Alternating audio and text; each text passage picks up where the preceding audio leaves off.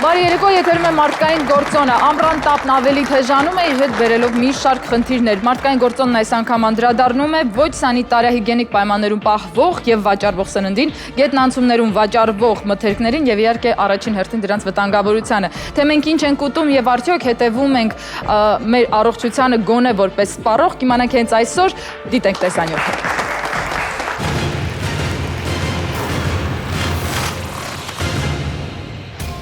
Փոշիով համեմված պոնչիկ ու շաուրմա կարելի է գտնել քաղաքի յուրաքանչյուր կետում ու հատկապես գետնանցումներում։ Արագ սնունդն ու ոչ սանիտարահիգենիկ պայմաններում պահվող սնունդը կարող է թունավորում և աղիքային հիվանդություններ առաջացնել։ Պոնչիկն ու շաուրման գետնանցումներում վաճառվում են բաց վիճակում, առանց փաթեթավորման։ Չնայած մեր նկարահանող խմբին տեսնելիս վաճառողները սկսեցին արագ փակել այն և պատճառաբանել, թե փակ սնունդը պահանջարկ չունի։ Ստացվում է, սպառողն ինքն է ձգտում թունավորվել։ Նման պայմաններում պահվող սնունդն աղիքային հիվանդության առաջացման նախապայման է։ Դրան կարող են գումարվել նաև աղտոտված ջուրն ու կեղտոտ ձեռքերը և սննդային թունավորումը պատրաստ է։ Աղիքային հիվանդությունների համար ամառը բարենպաստ եղանակ է։ Պատճառ կարող են դառնալ ոչ միայն դրսում և ոչ հիգիենիկ պայմաններում վաճառվող սնունդն, այլև ժամկետն անց պահածոներն ու մթերքները։ Հիվանդանոցի դուռը չթակելու համար անհրաժեշտ է սննդամթերքը պահպանել որոշակի պայմաններում և ժամկետում։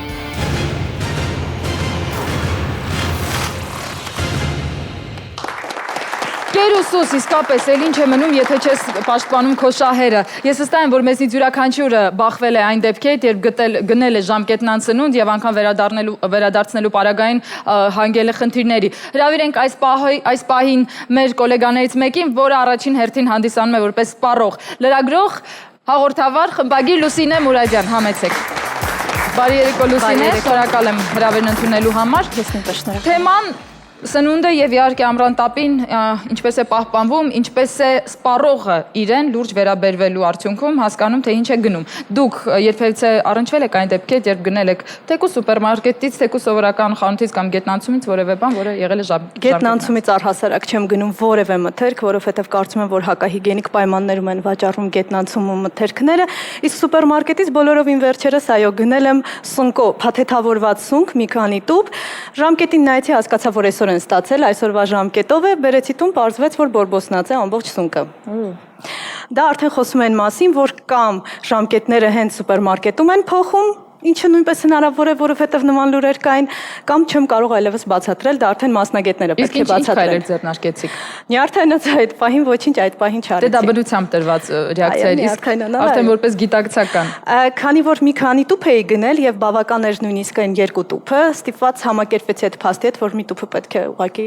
նետեմ դեն եւ Այսինքն խանութ գնալ, վերադարձնել այդ հյուրեր էի սպասում, այդ պահին ինձ հնարավորություն չունեի ժամանակային առումով, թե չէ հաստատ կգնայի եւ ամեն ինչ իր տեղը կդնեի։ Ինձ այդ եղել է նման դեպք, երբ ես գնել եմ սև սալորաչիր եւ որդերը ավելի մեծ էին քանակությամբ այնտեղ, քան բուն սև սալորաչիր, չեն ես որդերին հասկանում եմ, գտել էին ինչ ուտել։ Գիտեք, իմ մոտ հակառակ դեպքն էլ է տեղի ունեցել, երբ որ մենք հյուր էինք գնում, ես որոշեցի ինչ-որ քաղցրավենիք գնել, որոշեցինք տորտ գնել։ Վերցրեցի տորտը, պարզվեց ժամկետին նայելով, հասկացա, որ այդ տորտը դեռ վաղը նոր պետք է թխվի։ Մոտեցա վաճառողուհուն, ասում եմ, ներեցեք, ինձ կարող եք ասել, այս տորտը երբ եք ստացի, ասեց այսօր, ասից ժամկետը կնայեք, ասեց այո, այսօր ենթադրենք 14-ներ, ասեց ամսի 15-ին, ասից այսօր ամսի քանիսն է, 14-ը, ասից ինձ կբացատրեք ինչպես է ստացվել, որ այդ տորտը վաղը նոր պետք է թխվի, բայց արդեն վաճառքում է։ Իհարկե ոչ մի բան չկարողացավ բացատրել ինձ վաճառողուհին, որ ինչպես հասկացա, այդ ժամկետը կոնկրետ խանութն էր դրել։ Շնորհակալություն, թույլ տվեք ներկայացնել հյուրերին, մարդկանց, ովքեր արդեն մեր տաղավարում են եւ այս ասպարեզի լավագույն մասնագետներն են, նրանք մեզ կտան սպառողների սպառիչ պատասխաններ։ Սպառողների ազգային ասոցիացիայի նախագահ Տիկին Մելիտա Հակոբյան, բարի երեկո։ Իրազեկ եւ պաշտպանված սպառող հասարակական կազմակերպության ղեկավար Բաբկեն Պիպոյան, բարի երեկո, եւ սննդամթերքի անվտանգության պետական ծառայության աշխատակազմի ղեկավարի տեղակալ Դավիթ Ղուլյան, բարի երեկո։ Շնորհակալ եմ, որ եկել եք, մանավանդ պարոն Ղուլյան, որովհետև ես պատկերացնում եմ ինչպիսի ծանր հարցադրումներ կարող են այսօր հնչել, բայց նախ Տիկին Մելիտա, տարիների հետ համեմատած, ներկայումս արդյոք սպառողները այնուամենայնիվ քիչ թե շատ փոխվել են եւ գոնե գիտեն մասամբ իրենց իրավունքները։ 20 տարի, ասենք, արդեն մոտ 22-րդ տարին է, որ այս բնակավարում մենք աշխատում ենք, համեմատած թե մեր սննդամթերքի որակական տեսակետը, անվտանգությունը եւ որակը, թե ասենք մեր խանութների դրվածքը, ինչպես մեր Լուսինեն անթա սուպերմարկետ, Ինչալիս պետք է ասեմ, այդքան սուպերմարկետները լավ բաներ չեն, հետո կասեն ինչու։ Եվ վերջապես համեմատած այն տարիների հետ այսօր սպառողը իհարկե ինչ-որ չափով գիտակից է, ցիվիլ է, բայց կան սպառողներ, որոնք իրենք գիտակցելով իրենց ասենք կատարվելիք այդ գնումները կամ ծառայություններից օգտվելուց, նրանք չգիտես ինչու ամաչում են, ինչպես կամ հյուր է ունեցել, չի տարել հետ տվել, կամ Լավ, ես տարել հետ եմ տվել, տիկին Մելիտա, բայց դրանով այդ կոնկրետ սուպերմարկետից էի գնել, դրանով հարցը չլուծվեց։ Ազին ջան, միայն հետ տալ չէ, այս ձևի է, եթե կա պրոբլեմ, պետք է դիմել համապատասխան մարմիններին, որպեսզի այդ պրոբլեմը լուծի։ Փառք Աստծո, այսօր ԵՔՍՆԴ անվտանգության տեսչություն են զարկել այդքան աշխատողներով, այդքան պետությունից ֆինանսավորվող։ Ճիշտ է, հասարակական կազմակերպությունները կատարում են իր վրա դրված ամեն մի պարտականություն իրենց հնարավորության սահմաններում։ Մենք թե կայքի միջոցով, թե ամսագրի միջոցով իրազեկումը մենք իրականացնում։ Շնորհակալություն Տիկին Մելիտա, քանի որ խոսք գնաց կոնկրետ արդեն կազմակերպությունից ու կառույցից, պարոն Գուլյան, կխնդրեի ներկայացնեք ինչպիսի հետևողական ծրագրեր են այսօր կատարվում եւ ինչպես է վերահսկվում սննդի սպառումը կամ վաճառքը մանավանդ ամռան այս ամիսներին։ Մենք բավական ժամանակ ունենք թեժկից, որի հեռախոսահամարն է 43 40 40, որը թեժ գծում զանգը ստանալից անմիջապես հետո ընթացք է տրվում նման զանգի առկայությանը, որպեսզի գնան, հետևեն գործընթացը, ստուգեն, հասկանան։ Պարտադիր ստուգվում է, թե ինչ պայմաններում է պահվում, բացվում է դիտարկում, տվյալ ապրանքատեսակի վերաբերյալ դիտարկման ընթացքում պարզվում է, թե ինչից է բորբոցն է, ժամկետը անցել, ժամկետ է փոխվել, կամ սառնարանի որակը չի համապատասխանել, ըստ դրա համապատասխան գործողությունները կատարվում են։ Շնորհակալություն, Իսկ ստուգումների հետ կապված կուզենայի ասել, որ ստուգումները տարբեր պատճառներով կարան լինել, նաև կարա դիտարկումից հասնել անգամ ստուգման։ Դիտարկման ընթացքում եթե հայտնվի այնպիսի խնդիր, որը ոչ թե պահման պայմաններից է, այլ արտադրողի, մենք պարտադիր կամ ներմուծողի, մենք պարտադիր հետագծելիությունը ապահովելով ներմուծողի կամ արտադրողի մոտ ստուգում ենք իրականացնում։ Շնորհակալություն պարոն Գուլյան, թույլ տվեք հրավիրել մեր մյուս հյուրին, որը եւս մեզ կտա բնականաբար սպառիչ պատասխաններ։ Հայաստանի Հանրապետության առողջապահության նախարարության հիգիենիկ համաճարակային տեսչության սնուցման բաժնի գլխավոր մասնագետ Լիլիթ Հունանյան։ Բարի երեկո Լիլիթ։ Գիտեք, ամռան այս ամիսներին ես ինչու եմ հենց նշում մասնավորապես ամառը, որովհետև այս ընթացքին շատ ավելի սուր է վտանգը հենց համաճարակային խնդիրների եւ մասնավորապես աղիքային խնդիրների, որովհետև մարդիկ նույն գետնանցումներից կարող են սնվել կամ խառնել պաղպաղակը ձմերուկի հետ, թեև խառնում են բան չի լինում, բայց կան մարդիկ, որ վատանում են։ Լիլիթ, արդյոք ինչ խնդիրների հետ ենք առնչվում հենց այս этаպում։ Ուրեմն սննդամթերքը դա պարարտ միջավայր է մանրէների աճի եւ բազմացման համար, այդ թվում նաեւ ախտածին մանրէների, որոնք սննդամթերքի միջոցով ընկնելով օրգանիզմ կարող են բերել աղիքային վարակիչ հիվանդությունների, դրանք սննդային գործոնով պայմանավորված հիվանդությունները եւ սննդային թունավորումների։ Այդ հիվանդությունները արտահայտվում են ստամոքսաղիքային տրակտի ախտահարման երևույթներով, կարող են ընթանալ նաեւ ծանր ինտոքսիկացիաներով, նաեւ հնարավոր է որպեսզի սխալ բուժման արդյունքում մարդը ինքը դառնա վարակագիր եւ դառնա սննդային թունավորման փոխանցման աղբյուր լինել։ Իսկ տարօրինակ գուցե թվա հարցս, մարդը, որը վարակվել է կոնկրետ սննդամթերքի ընդունման արդյունքում եւ գիտի որտեղից է գնել, որպես սպառող ունի իրավունք արդյոք դիմելու որոշակի ինստանցիաների, որպեսզի փոխհատուցեն նրա այդ սննդամթերքն ընդունելու արդյունքում վատանալու փաստը եւ ի վերջո բուժական ծախսերը։ Առաջինը, եթե մարդը կերել է ախտահարված սննդամթերք, նա պետք է դիմի բժշկի։ Բժշկի դիմելուց արձանագրվում է նրա դիմելու փաստը եւ հաղորդվում է հիգիենիկ եւ հակահամաճարակային տեսչություն մեզ առողջապահության նախարարության։ Մենք իրականացնելով համաճարակաբանական հետազոտություն հիվանդից հաղորդում ենք սննդամթերքի անվտանգության պետական ծառայություն, եթե դեպքը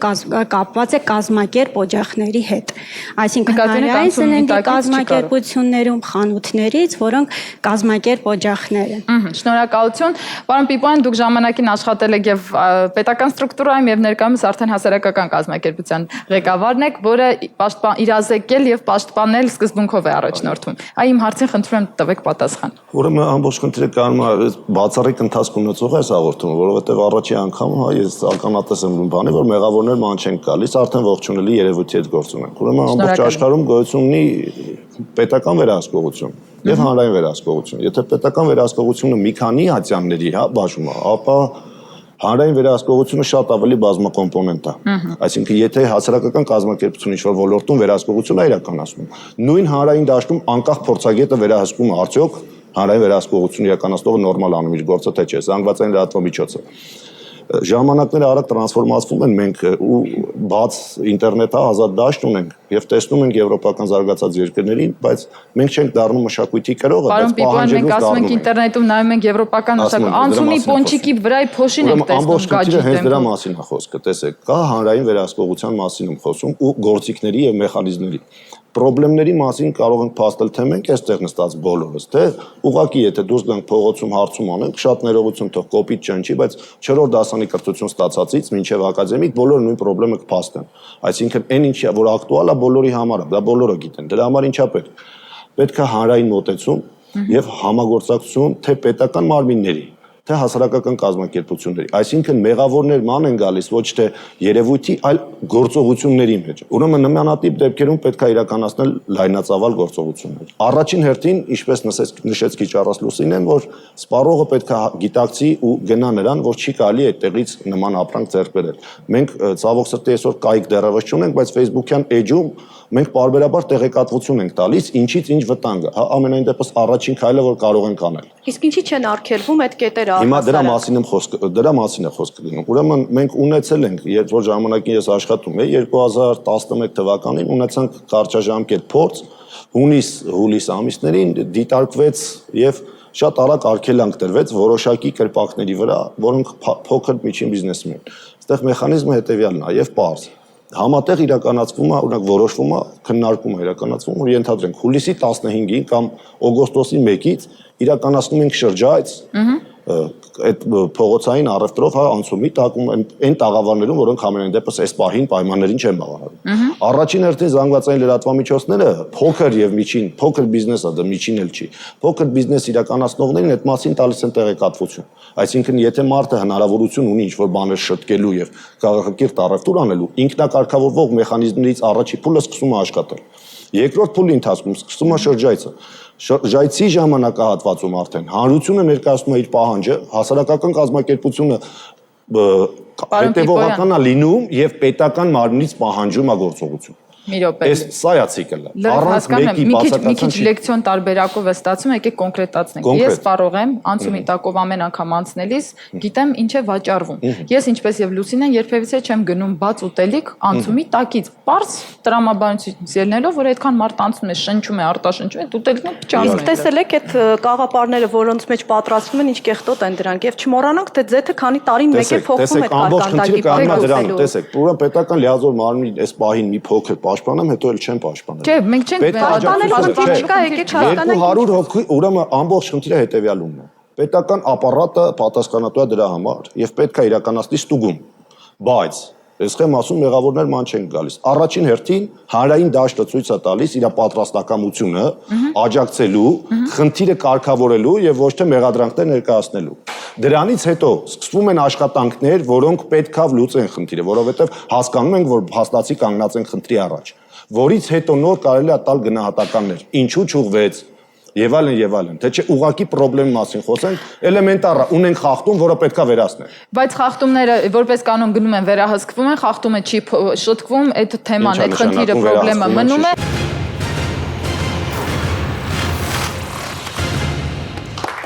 Վերադարձանք, եթերում է մարդկային գործոն եւ այսօր խոսում ենք սննդամթերքի նկատմամբ մեր սպառողի ուշադրության գնահատականի եւ ընդհանրապես մեր իրազեկման ու իրավունքների մասին կխնդրեի ասեք պարոն Ղուլյան, ինչպիսի ստուգումներ են իրականացվում, որոնք որ օգնում են չխանգարել այդ մանր կամ միջին բիզնեսմեններին, որովհետեւ նրանք մարդեն պետք է աշխատեն ու իրենց ընտանիքը պահեն, բայց հիգիենայի կանոնները պահպանելով։ Ուրեմն խնդիրը գալիս է նրանից, որ մեր հասարակությունը դեռ պատրաստ չի, որ ինքը ամեն մի խնդիր տեսնելուց տեղեկացնի տվյալ մարմնին, որը որ օրինակ այս դեպքում Լուսինեն տեսել է եւ մեզի չի տեղեկացնում։ Ես հիմա եմ տեղեկացնում։ Շատ լավ, մենք հիմա ձեր տեղեկացում անպայման Եվ չեմ կարծում, որ դուք տեսած չլինեիք, կներեք իհարկե, տեսած չլինեիք այդ անցումներում։ Ես այդ անցումներից նույնիսկ չեմ օգտվում, զուտ միայն այդ վատ հոտի պատճառով։ Ես ձեզ ասեմ, ուրեմն մենք ստուգումները միայն այդ մենք ստուգումները իրավունք ունենք իրականացնելու 70 միլիոն եւ բարձր շրջանառություն ունեցող կազմակերպություն, եթե չի լինում բողոքներ, այդ դեպքում բողոք լինելու դեպքում մենք պետք է գրություն գրենք վարչապետին, որ վարչապետը թույլ տա, որ մենք կարողանանք։ Բայց 9-րդ մասիվի 8-րդ շենքի տակի բուտկան չի համապատասխանում, չէ՞, այդ։ Դե խնդիրը հենց դրանում է, մենք հիմա անցնում ենք Հանրային աջակցության մասին, որ ես մենք անցնում ենք ռիսկերի մեթոդաբանության։ Մարմինն ունի խնդիր ստուգում իրականացնելու հետ, այսինքն կոնկրետ օրենսդրորեն որոշակի չափորոշիչներ են սահմանվում եւ գործողությունները պետք է բխեն օրենքին։ Եթե սոցիալապես անապահով մարդ է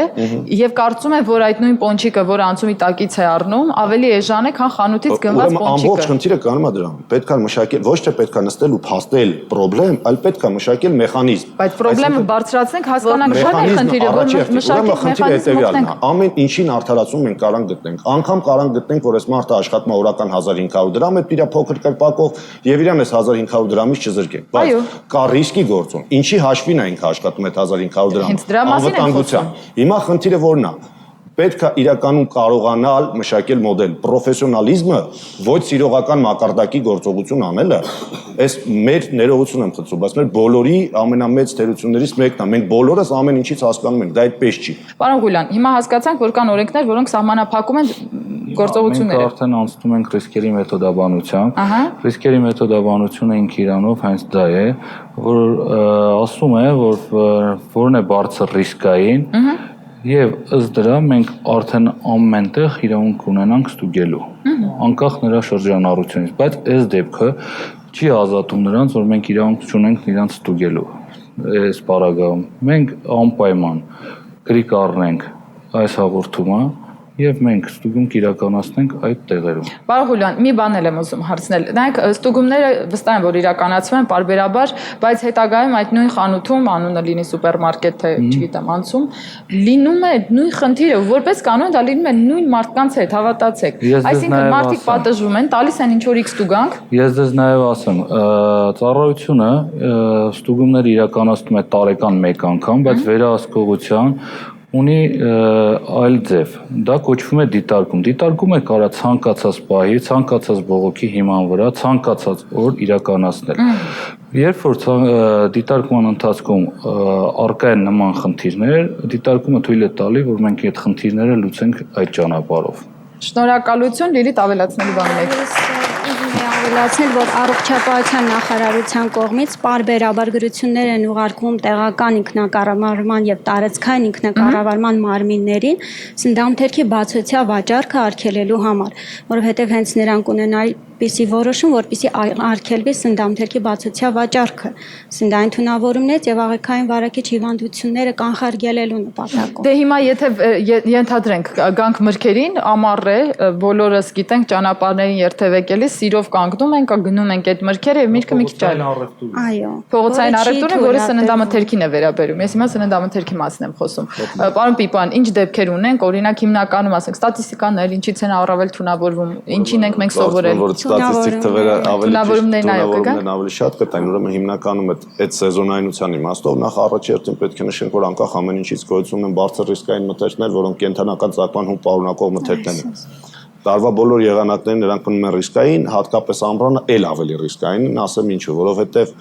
օրինակ եթե ձմերուկը մնում է արևի տակ մեջը փչանում է, դու կտրում ես ու դա տեսնում ես, իսկ եթե ձուն մնում է արևի տակ, ինքը շատ լուրջ վտանգների կարող է տանել, որովհետև ուրեմն ամենակարևոր նախապայման գծունի, հատկապես սննդամթերքը, ոչ թե բանջարաբոստանային պտուղները, հա,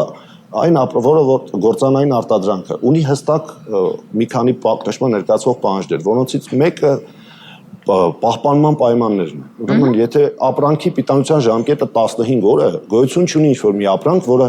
հստակ պիտանության ժամկետից դուրս էլ ունենա նույնքան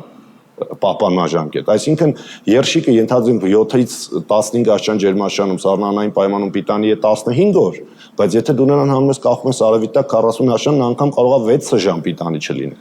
Ամբողջ խնդիրը կանում է դրանում, այսինքն իրականում հենց դրա մասն է ես քիչ առաջ խոսում։ Տեսեք, եթե անպայման քաղաքացին պետք է լինի իրազեկ եւ անպայման գոնե պետք է հետևի խորհուրդներին, բայց եթե ձմերուկը կարող է գնել քաղաքացին եւ ես խորհուրդ եմ տալիս ձմերուկը օգտագործելուց առաջ 40 րոպե մեջտեղից կտրած դնել, որպեսզի նիտրատները հավաքվեն, նիտրիտները այդ կեղևի մեջ արդեն հանգիստ ավելի հանգիստ կարող են օգտագործել, հա։ Եթե նմանատիպ խորհուրդներ կարելի է տալ օգտագործման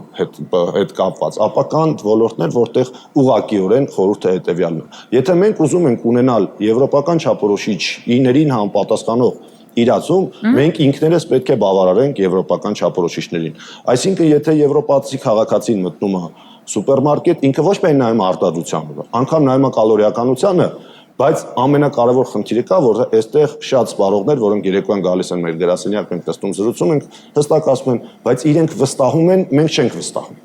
Այսինքն դերևս այդ է պատճառը, որ չենք էլ նայում, այսինքն գիտեմ այնուամենայնիվ ինչ ուզում են գրում են, ես որ ինչ եմ կարդում, մեկը չի անպատասխան։ Ուրեմն այդ ներքին հանձնվողի հոգեբանությունից բոլորս պետք է իսպառ վերանանք եւ պետք է հասկանանք մի բան։ Հայաստանի Հանրապետությունում կան պատկան մարմիններ եւ մենք որպես թե քաղաքացի, թե անկախ փորձագետ, ես կարող եմ հիմա հասարակական կազմակերպություն պետք է լինենք պահանջատեր, այսինքն հիմա հարց եմ տալիս, կոնկրետ հարց, ոչ վերացական, հստակ նստած ենք սպառողների շահեր են քննարկում։ Լուսինե, ձու հաճախ եք օգտագործում։ Ձու հաճախ ենք օգտագործում, բայց ես կուզեի մեկ դեպքի մասին էլ խոսել այս պահին, դուք ասացիք, որ նայենք թե ինչ պայմաններում են դրանք պահպանվում եւ այլն, վստահ եղեք, որ ես նայում եմ հաստատ եւ ընտանիքի բոլոր անդամներն են նայում, բայց երբ որ գնում ենք կոնկրետ ֆիրմայի կաթնամթերք, բերում ենք տուն ամռանը, ձմռանը նորմալ էր, ամռանը փչացած էր, բերում ես ժամկետի մեջ է, մի րոպե թթված է։ Հետո հետաքրքրվում են, պարզվում է, որ այդ կաթնամթերքի տնօրենը չի փորձում փող ծախսել, ավելի գումար ծախսել եւ գնել սառնարաններով մեքենա, մինչեւ բերում են հասցնում են սուպերմարկետ, այդ կաթնամթերքը թթվում է։ Եթե թույլ տաք ասեմ, կտամ եթերից հետո ձեզ անունը անպայման հանրային վերահսկողության պակասը։ Կաթնամթերքի նման դեպքում արագ ահազանգում են սննդամթերքի անվտանգության պետական ծառայությանը։ Մյուս կողմից, եթե պետական ծառայության նկատմամբ ունեն թերհավատություն վերահսկողություն իրականացնելու նկատմամբ, բողոքում են նաև այլ մարմին, որը ինքնին վերահսկողություն իրականացնող է։ Դեռ ավելին, զանգվածային լրատվամիջոցը իր հերթին վերահսկողություն է իրականացնում այն վերահսկողություն իրականացնողի նկատմամբ։ Դե մենք սկսեցինք շղթան այստեղ։ Վաղը հասարակական կազմակերպությունը անպայման կփաստի ձեր բողոքի արդյունքում գործողություն իրականացվեց թե չէ։ Զանգվածային լրատվամիջոցը կփաստի հասարակական կազմակերպությունը հետևողական եղավ թե չէ։ Եվ ի վերջո բոլորը կծառայեն ժողովրդին։ Իսկ եթե մեխանիզմը չգործի, անպայման ունենալու ենք նույն վիճակը, որը այսօր։ Մի մոռացեք, որ մենք բոլորս վախենում ենք վատամարտ դուրս գալու փաստից, եւ այդ սինդրոմը հայերիս մեջ խորապես նստած է։ Եվ ցավալիորեն անգամ մեր հաղորդման շրջանակներում, երբ մենք բարձրաձայնում ենք որևէ վատ երևույթի մասին, մենք ստանում ենք անմիջապես մեղադրական, որ ով է տվել մեզ իրավունք։ 430, 930 եւ ես երաշխավորում եմ, որ քաղաքացին կմնա գաղտնի։ Եթե որևիցե քաղաքացի գաղտնի չի մնա, կանչեք յուր հրապարակային կասեք բա դու խոստանում ես։ Շնորհակալություն, մի այսպեսի հարց եմ ուզում տալ։ Գնում ենք ձու, սննդամթերք է, որը պետք է լինի ժամկետի սահմաններում։ Ինչպես է լինում, որ գնում եմ ձու, որը 5 օր առաջ, այսինքն 5 օր հետո նոր նրա ժամկետը սկսվում է։ Այո, այդ խնդիրը։ Այսինքն այդքան նոր է ձուն, որ դեռ չկա այդ ձուն, բայց ես առնում եմ։ Ուրեմն ամբողջ խնդիրը կանում է դրամ, տեսեք։ Ինչ կարա անի պետական լիազոր մարմին տվյալ պարագայում։ Գնա խմբականակը հետ կանչել տա ինքն տանի կամ վերահսկել։ Բայց ներեցեք խմբականակ բառը տեղին ասացիք, որովհետև այդ ամբողջ խմբականակն էր այդպեսի։ Ես գնել եմ ձու, որը դեռևս գոյություն չունի։ Խմբականակը կասեցվի եւ այլն եւ այլն։ Դա միևնույն արդյունք չի տալու։ Անկամ եթե դու միևնույնն էլի անելու են։ Եթե բրենդը Գիտեք ինձ ոնց բացատրեց վաճառողը։ Ինձ վաճառողը բացատրեց, քանի որ ճանապարհը երկար է, երկար են բերում։ Նախապես մի երկու օր շուտ են տպում, որպեսզի մինչև հասնի, ես էլ խելոք ասացի, հա ու առա, այդ էր ամենաահավորը։ Դե չի կարելի։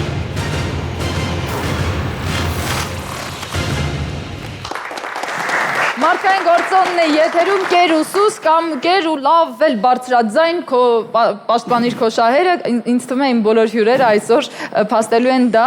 Լիլիթ, եկեք վերադառնանք նորից ամառային այս ամիսներին, արդյոք այս տարի ինչ որտեղ առավել կամ գուցե ավելի պակաս են դարձել վարակները կամ ինչ է դիրում այդ վիճակը։ Այս տարի փառք Աստծո կոնկրետ ամառվա սեզոնի հետ կապված թունավորումներ չկան,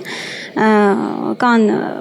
հատուկ են տաղիքային վարակիչ հիվանդություններ, դրանք սպորադիկ բնույթ են կրում, բռնկումներ չկան, բայց մինչև ամառային սեզոնին մենք ունենք թունավորումներ եւ շաուրմայից, կոնկրետ մսամթերքից, ինչպես պարոն Պիպոյանը նշեց, հատուկ ռիսկային խմբում են միս մսամթերքը, կրեմային հրուշակեղենը։ Դրանք փողոցային, եկեք ավելի հասանելի լեզվով ասենք։ Ոչ միայն փողոցային։ Կարա հրաշալի պայմաններում պատրաստվի, բայց միևնույն է ինքը բարձր ռիսկային մթերք անում մարդը։ Արագցնում։ Որովհետև ջերմաստիճանը կատնային կենթանական ծագման հումք պարունակող մթերքը համարվում է բարձր ռիսկային։ Ամբողջ շղթան պետք է մի քանի դեպք արդեն իսկ խոսացինք, մի քանի դեպք, որը որ պետքա ձեր կողմից բարձրաձայնել, ձեր կողմից չի բարձրաձայնել։ Եկեք մի քիչ եկեք մի քիչ մեղքը գցենք նաև ձեր վրա, բայց ես ձեզ հավատացնում եմ, եթե մեկ զանգ գալիս է մեր մոտ, անպայման դրա պատասխանը ստանում է։ Կներեք, մի բան կարող եմ հարցնել։ Վերջերս հայտարարություններով հանդես եկան մասնագետները, հասկացա, որ լցնովի պաղպաղակները դրսում որ վաճառվում են, պետք չի գնել, որովհետև ռիսկային գործոնը մեծ է, հատկապես երեխաների համար աղիքային հիվանդությունների։ Այդ դեպքում, եթե այդ ռիսկային գործոնները մեծ են եւ դուք գիտեք, որ շատ հնարավոր է վնաս լինի, ես կոնկրետ հիմա խոսում եմ լցնովի պաղպաղակի մասին։ Ես երեխայի հետ քայլում եմ փողոցով, փոքրիկ է, չի հասկանում, վերջ երկու ոտքը դրեց մի կոշկի մեջ, ուզում եմ պաղպաղակ։ Ոչ այնը որ գնես, որովհետև գիտես, որ ռիսկայնությունը մեծ է, ոչ այնը չգնես, որովհետև երեխան ուզում է եւ վերջ, երեխան չի հասկանում։ Ինչու չի արգելվում փողոցային այդ լցնովի պաղպաղակները, որովհետև չգիտես թե ինչ տարաներում է բացվում կաթը եւ առհասարակ արդյոք օրվա ընթացքում քանի անգամ է լվացվում այդ պաղպաղակի ապարատը։ Բոլորս էլ գիտենք, եթե կանգնացնի ապարատը եւ գոնե մինիմում 2 անգամ լվա, նա մեծ ֆինանսական տույժ կգրի, բնական է, բայց նորմերն են պահանջում, որ պետք է նրանք լվան, չէ՞։ Շատ լավ պատասխան էր, բայց հարցը այլ կերպ ձևակերպեմ, չնայած Լուսին, պարոն Խուլյան, ինչ պատասխանատվությանն են ենթարկվում այն կամպանիաները, ընկերությունները, կազմակերպությունները, որոնք ակնհայտ կերպով խաբում են սպառողին։ Ընդཐུպ մինչև կասեցում։ Գործընթացը որքան ժամանակ է տևում։ Ասածս այն է, որ կան այդպիսի ակնհայտ խախտումներ անողներ, որոնք պրոցեսի արդյունքում միևնույն է ուրեմն ստուգումները կարա 5 օրվանից մինչև 15 օրվա տևի, կարա 5 օրվանից մինչև 15 օր հրաման բացվի, այդ ընթացքում եթե իր մոտ հայտնվում է այն խախտումը, որը որ վտանգավոր է ճանաչվում իր արտադրանքը եւ անպայման նա կասեցվում է նրա գործունեությունը։ Իսկ հիգիենայի կանոնները հետևում են։ Հիգիենայի կանոնները անմեջն են։ Վերջին շրջանում պաղպաղակից շատ են բողոքում, պաղպաղակներից ընդունում են, որ դա ռիսկային գոտում է, բայց մանրեկա չէ հատուկ պաղպաղակային գոտում։ Պաղպաղակից ես կարծում եմ, որ պաղպաղակից թունավորման դեպքերը, ավելի ճիշտ աղիքային հիվանդությունները կապված են երկրորդային աղտոտվածության հետ, որովհետև դրանք հիմնականում գնում են դրսում կեղտոտ ձեռքերով, բացում են, տալիս են երեխաներին եւ անգամ վաճառողը ինքը այդ ձեռքերով եւ հնարավոր է երկրորդ ձեռքերով։ Այո, երեխան բացի կեղտոտ ձեռքերով եւ ուտի պաղպաղակը եւ բայց որ մենք մեր կեղտոտ ձեռքերից իմունիտետ ունենք։ Բայց ես դրա մասին ուզում խոսել։ Ուրեմն գոյություն ունի աղտոտվածության տարբեր ոլորտներ, հիմա այստեղ ես չի որ ասեմ դա, ուրեմն մեզոֆիլ այրոպներով մաֆամի մասին է խոսքը եւ աղիքային սուպի խմբի մանրերներով։ Ուրեմն մաֆամի նկատմամբ մեր ժողովուրդը այդ իմունիտետը ձեռք բերել է։ Ասեմ ինչպես է ձեռք բերում։ Ուրեմն փոքր տարիքից ծառից կնձորը քաղել են, կերել են, հացը բերել դրել են սեղանին առանց հացամանի կերել են, թութ են կերել եւ այլն եւ այլն։ Ուրեմն մաֆամը ցավոք սրտի եմ ասում, մեզ համար այդ երկրորդային աղտոտվածության իմաստով թունավորման պատճառ դառնալ չի կարող, ցավոք սրտի։ Ուրեմն ամբողջ խնդիրը կայանում է նրանում, որ իրականում պետք է յուրաքանչյուր նախադասություն ասելիս, երբ որ մենք ասում ենք կա թունավորում, մենք դրա տակ դնենք ինչ-որ բան։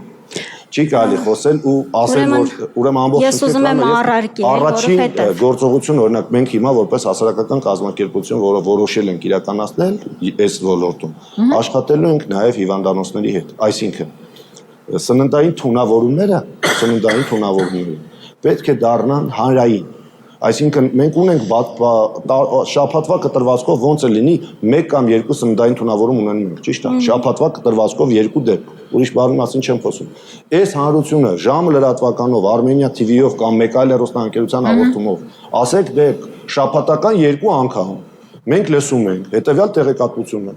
Քաղաքացին թունավորվել է այս ընկերության այս ապրանքը օգտագործելիս։ Ուրեմն մենք դա ցավոք սրտի չենք լսում։ Մենք որպես հասարակական կազմակերպություն ունենք առաջին գործողություն այնպես անել, որ քաղաքացուն դա լինի հասանելի։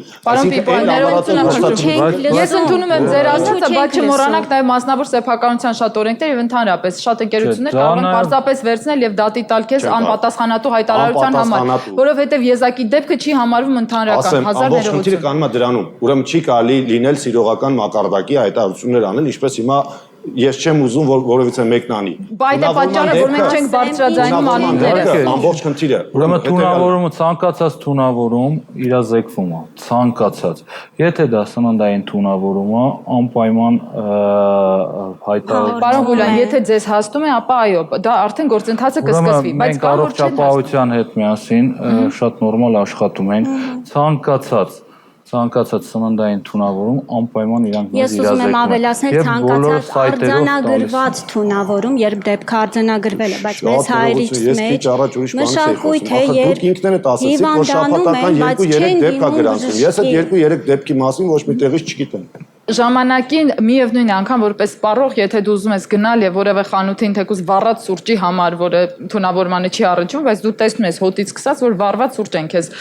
վաճառել եւ ուզում ես վերադարձնել եւ բնական է այդ գործընթացը տեղի չի ունենում, բայց Տիկին Մելիտա, ժամանակին դուք սպառողների հետ գնում հասնում եք, որպեսզի պաշտպանեք նրանց շահերը եւ ի վերջո հասկանաք։ Այսօր շարժ կա թե ոչ, արդյոք խանութները հասկացել են, սովորել են եւ ընդունում են իրենց մեղքը, եթե լինում է այդպեսի։ Ուրեմն պարոն Պիպոյանը շատ ոգևորվեց ձևով։ Ուղղակի ես ուզում եմ ասեմ, որ ընդհանրապես արևի տակ մնացած ոչ ոգելից խմիչքները, դրանք լիմոնադներն են եւ այլ եւ այլ, սարսափելի ավելի թունավոր են մարդու օրգանիզմի համար եւ ավելի շատ վտանգ են ներկայացնում առողջությանը, քան ասենք ձուն։ Այդ են քիչ տեղերից է, որ մարդը չի կարող վերահսկել։ Խմում ես։ Կոնսերվոգենները, որոնք 30 աշնանից հետո են մեջը, հետո սառնանում մասամբ կիսվում են։ Մի վարքյան լսի, ես ասեմ, հետո դուք Ուրեմն ավելի շատ դրանք ունեն թունավորում առաջացնելու հատկություն։ Իսկ ինչ մնում է, որ մենք սպառողների շահերը պաշտպանել ենք այն ժամանակ։ Իհարկե մենք այսօր էլ ենք պաշտպանում։ Եվ ցանկացած սպառող, երբ որ մեզ դիմում է, մենք անպայման ահազանգը ստանալուց հետո մեր խումբը գնում է տվյալ խանութ։ Ասեք թեժքից է Տիկին Մելիտա։ 24-92-04 եւ անպայման կատարում է սպառողի պահանջը։ Եվ ես եթե սկզբից ասեցի, որ սննդի անվտանգության տեսչության մասին ու իրանք պետական ծառայություն են պետք է անեն եւ այլ, եթե 1000 հատել սննդի անվտանգության տեսչություն այսօր Հայաստանում լինի եւ 1000 հատել պարոն Լիպոյանի նման հասարակական կազմակերպություններ նորից ստեղծվեն։ Մեկը ոչ մի օգուտ դրանից չի լինելու։ Ես ի սկզբանե ասել եմ, այսօր օգուտը միայն նրանով է, որ այ դուք ասում եք անցնում են գետնանցումով, փոշին դրած պերաշկի է վաճառվում։ Սպառողը ինքը պետք է գիտակցի։ Ինձ թվում է բոլորն են դրա մասին այսօր խոսում։ Այսինքն սպառողը ինքը պետք է գիտակցի, որ ես պետք է չուտեմ։ Տիկին Հակոբյան շատ տեղություն, բայց եթե ամբողջությամբ ասում եք միայն սպառողից, ուրեմն պետք է բոլոր հասարակական կազմակերպություններն ու պետական մարմինները փակվեն։ Չեմ ասում փակվեն, ամեն մարդ իր աշխատանքն է կատարում։ Այսինքն սպառողը պետք է ունենա կրթական մակարդակ, ինքը ես միշտ օրինակը բերում եմ Ադին Դոմա ֆիլմից, որ ասում է երեխան գնում է Ատամի խոզանակ եւ ասում, «А у этого зубного щётка есть сертификат»։ Այսինքն այնքան զարգացած է, որ հարցնում է, այսօր մեր մոտ զարգացած դրանց մոտ մենտալիտետի այլ է։ Անձամբ չգիտեմ դուք ուշադրություն դարձրել եք թե չէ, ես ինքս ուշադրություն եմ դարձրել եւ շատ ուրախացել եմ փոքրերը դե 7-ից 13 տարեկանների հիմնական խումբը ես ինքս տեսել եմ ինչպես է նայում բաղադրությանը, պիտանության ժամկետին,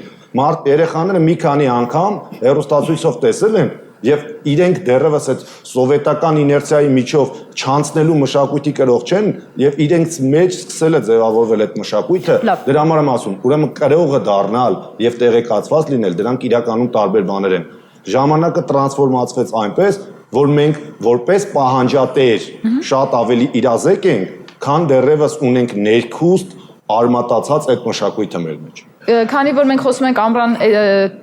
սեզոնի ընթացքի մասին եւ ավելի շատ հիմիկվա ռիսկային խնդիրների, ես կխնդրի ասեք ինչն է ավելի ճիշտ ուտել այս ընթացքում եւ ինչպես խուսափել թունավորումներից։ Ավելի ճիշտ է, քանի որ ասացինք, որ ռիսկային են, դա միս մսամթերքը եւ նպատակը հարմար է եւ մարսողության տեսանկյունից եւ միսը, տավարի միսը, խոզի միսը, որոնք ավելի ճարպոտ են եւ խանգարում են մարսողությանը, փոխարինել թռչնամսով եւ ձկով, ուտել թարմ բանջարեղեն, մրգեր, հատապտուղներ, որոնք վիտամինների աղբյուր են,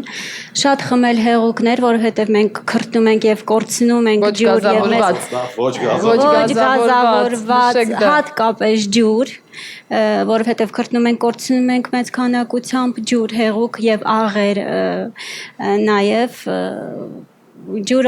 թան օգտագործել, որ իր մեջ նաև ունի աղ եւ իհարկե սպիտակուցներ, որոնք բավարարում են մեր օրգանիզմի պահանջը եւ հեշտացնում են մարսողությունը։ Օրվա շոգ ժամերին ծանր ուտելիքներ չուտել, ճարպոտ սննդամթերք։ Պարզ է, չէ՞ որ դեռ հակառակն է։ Այո, փոխել սննդակարգը, դրանք օգտագործել առավոտյան ժամերին կամ ընթրիքին հով պահերին, որպեսզի մարսողությունը հեշտանա։ Շնորհակալություն, որ այսօր ընդունեցիք հրավերը, բոլորից շատ շնորհակալ ենք, իսկ սպառողներից միայն մի բան եմ ուզում ասել հորդորել։ Ես ինքս հաճախ որպես սպառող կամ զլանում եմ, կամ մտածում դե լավ վատություն չանեմ, այսինչ խանութիկին, այնինչ տիկնոջը, այնինչ սուպերմարկետին, բայց արդյունքում ստացվում է, որ յուրաքանչյուր օր մեր սպառողների շահերը ոտնահարվում են։ Չկա գրեթե օր, որ այդպիսի մի խնդիր չլինի։ Ուստի միակ ելքը, որ մնում է բարձրաձայնել, ոչ թե հեռուստատեսությամբ, ոչ թե ինչ-որ սոցիալական կայքում գրելով, այլ կոնկրետ զանգարել համապատասխան ինստանցիաներին, որոնք որ արդեն 43 որոշակի գործընթաց։ Հենց այս հեռախոսահամարը, սա մարդկային գործոն էր, որն ավելի կարող է, քան մենք կարծում ենք։